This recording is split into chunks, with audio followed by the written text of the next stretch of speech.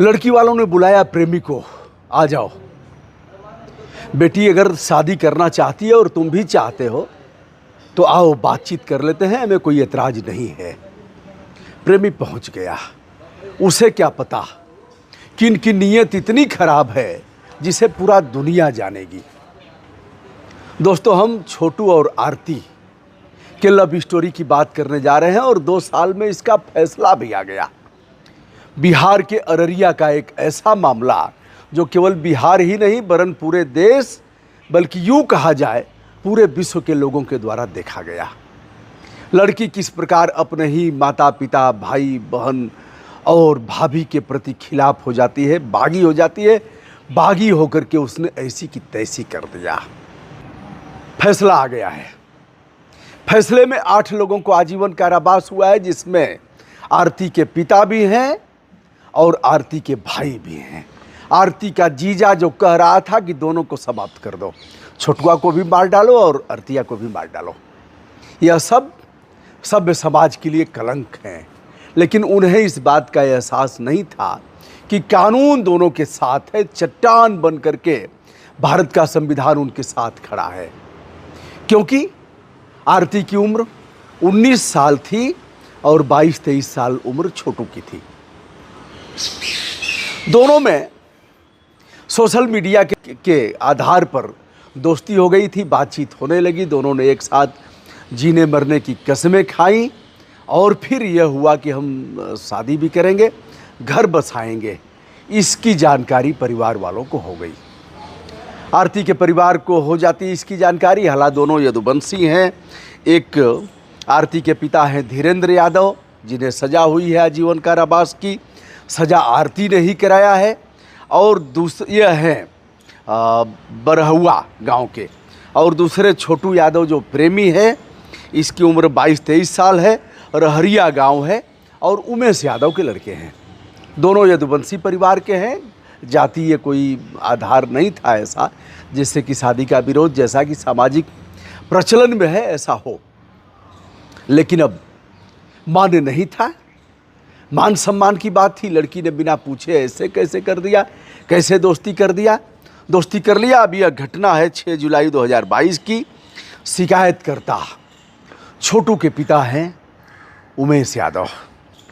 आगे बढ़ते हैं दोस्तों। सजा मिली है, जिन्हें मिली है उसमें निर्भय यादव हैं, यानी धीरेन्द्र यादव हैं जो आरती के पिता हैं। उसके अलावा निर्भय यादव हैं, रविकांत हैं, शशिकांत हैं, रूबी देवी जो उसकी भाभी हैं, पवन हैं, मिथिलेश हैं, रवि तथा चंदन है। सभी को आजीवन कारावास तथा 10-10 हज़ार रुपये जुर्माना लगाया गया है। छोटू से कहा गया, छोटू बेटा बोल रहे हो? कहाँ बोल रहा हूँ?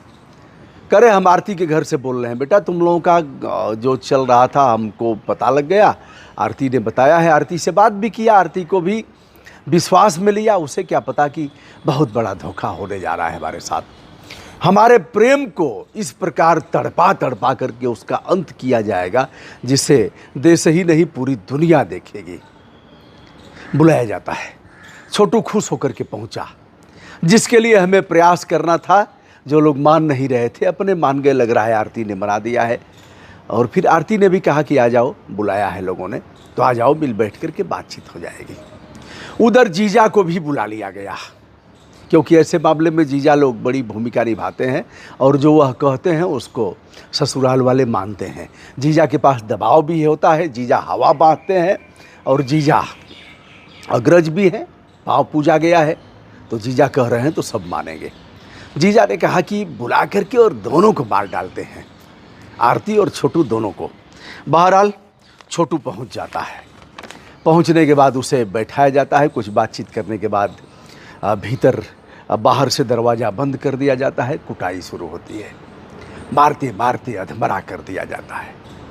फिर पंचायत होती है। पंचायत के बाद भी पीटा जाता है। वह पानी मांगता है, पानी दे दो, पानी दे दो।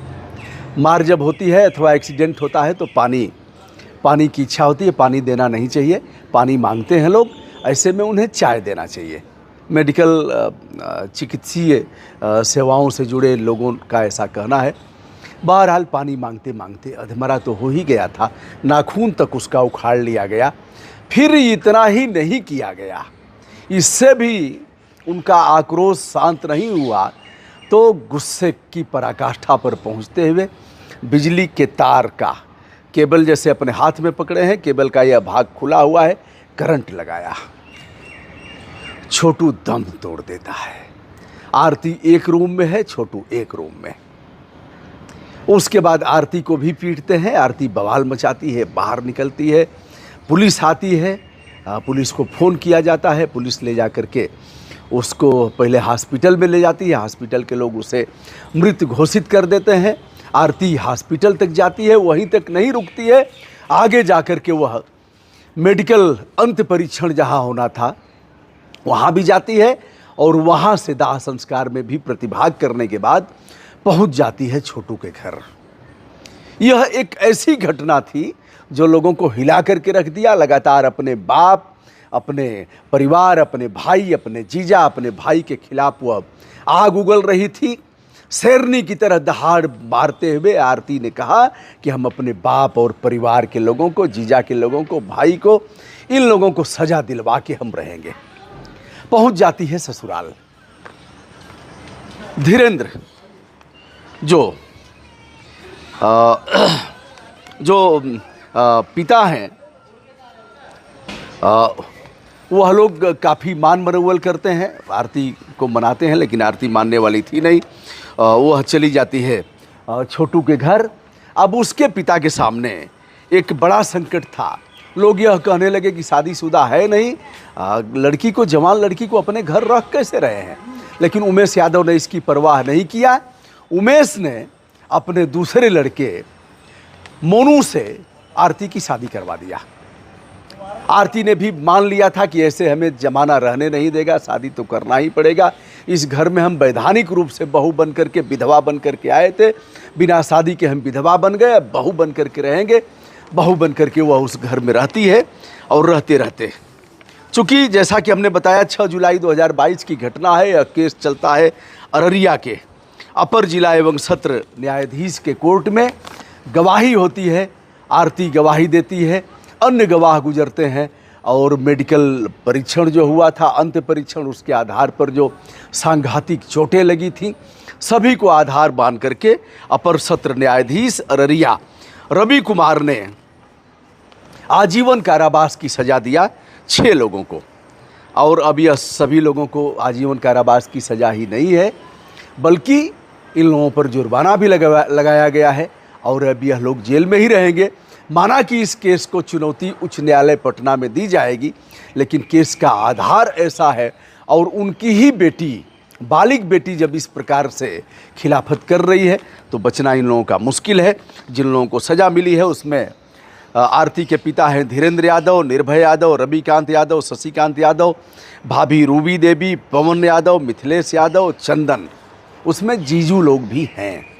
तो दोस्तों, यह रहा आरती और लोक अभियोजन की बात अगर हम करते हैं तो लोक अभियोजन की प्रभा कुमारी हैं। उन्होंने कहा था फांसी से कम की सज़ा नहीं होनी चाहिए, एक नृशंस हत्या है और मानवता जिससे पूरी तौर पर कराह उठी है। दोनों बालिग हैं, दोनों को शादी करने और अपना जीवन आगे बढ़ाने का अधिकार है, उसका हनन हुआ है और फिर धोखे से बुला करके ऐसा किया गया है।